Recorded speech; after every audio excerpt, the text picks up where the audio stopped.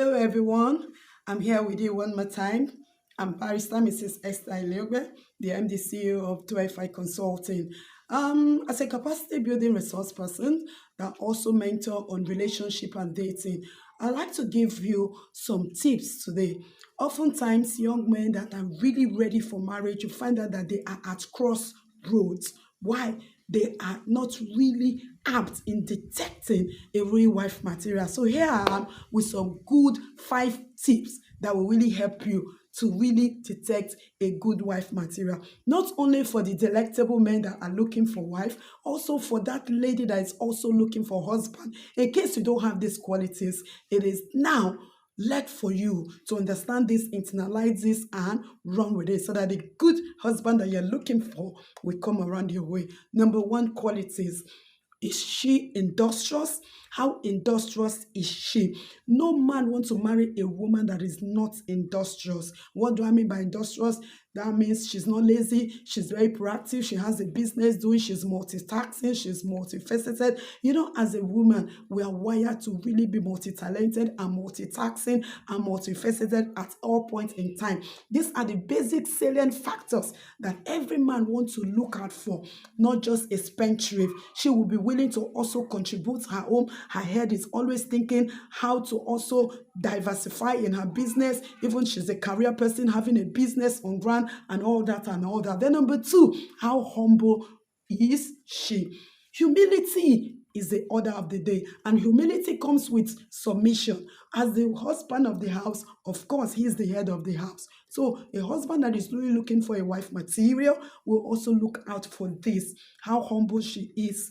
Okay, we're talking about humility. It also takes a man to also be humble. I don't want to ascribe to a man that is always having undue influence or dominion over the wife. But as a wife, she must be submissive in the aspect that when it comes to communication, when it comes to decision making, she will not be imposing her decision on the man, but make a subtle suggestions. Why don't you do it like this? Why don't you do it like this, honey? You advise him. But if he takes it, fine. If he doesn't take him, you pray to God that someday he would, not the nagging type, not the one that wants to always be having dominion over the husband. Then number three, how proactive is she in building a home? The good book I've admonished us in the book of Proverbs verse 12, verse 1, it said, a good wife buildeth her home, while the bad one plucketh it down with her own hands. What does that really mean? How homely is she? So for you, that man that really wants to get a woman for a wife, is she always me, myself, and I, give me money to buy this, buy this? But look at this other side. The woman that also said, why don't you buy this in the home? Why don't you do it? Why don't you invest? Why don't you even buy a home and start planning towards it and all that? And this kind of suggestions will let you know that yes, this woman is really homely. Not I want to go here, I want to go to vacation, I want a night outing, I want to go for this pleasure. No. That's not really it at all. Then number four, what is her ability to be a good mother? Parenting. I know it takes two to tango for when I give parenting tips, but the woman really have a more